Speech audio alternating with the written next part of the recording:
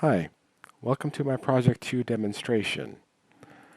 First, I need to run a couple of POX controllers. One will be on port 6633 and one on port 6655.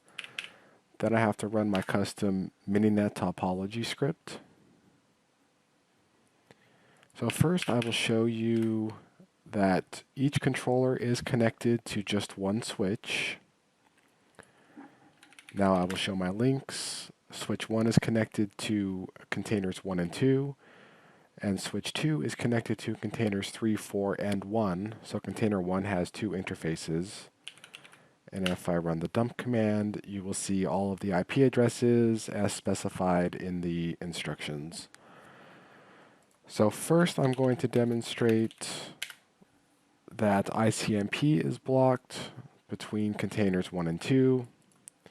So if I ping container 2 from container 1, so interestingly, one ping does go through before those rules load.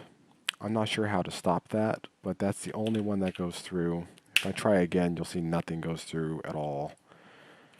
And then if I ping the other way from host 2 to host 1, it also doesn't work. So even though there's just one rule, this is bidirectional because the pings can't come back from host 1 to host 2. And if we look at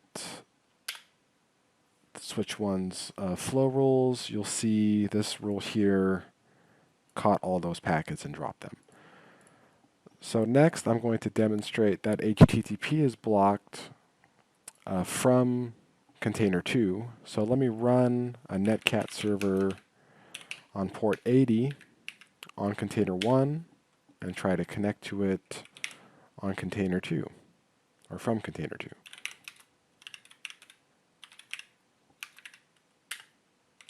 You'll see that connection does not work. And if we check these flow rules, you'll see it was caught by this rule here.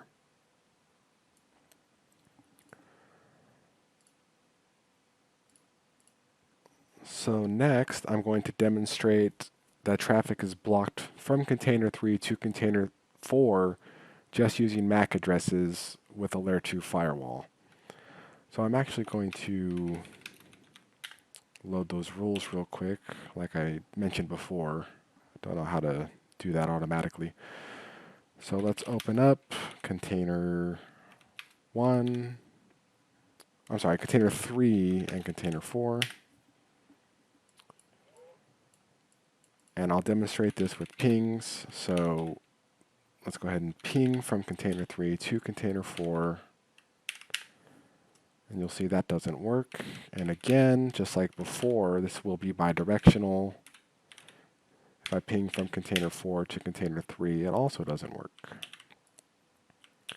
And if we check the flow rules for switch 2, you'll see that was caught right here. Next, I will demonstrate that TCP is blocked from container 1 to container 3. So to do this, I'm going to run netcat on container 3 on port 5555 TCP, and then I will attempt to connect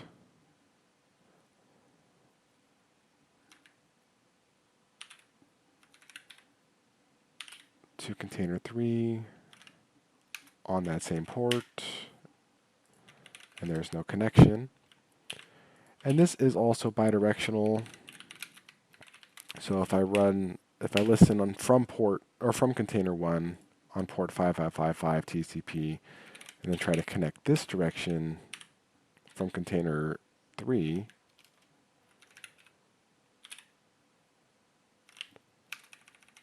it also does not work. And let's look at our flow rules, and you'll see that was caught right here, this TCP rule here. Finally, I will show that UDP traffic is blocked between host 1 and host 4. So to do this, I will use netcat on container 4. I'm going to use the U flag for UDP, port 5555, and I will attempt to connect from container 1. You'll see that does not work.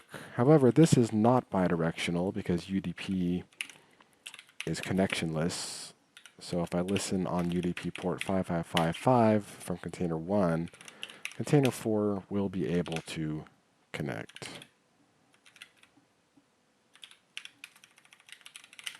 And you see it is working as expected.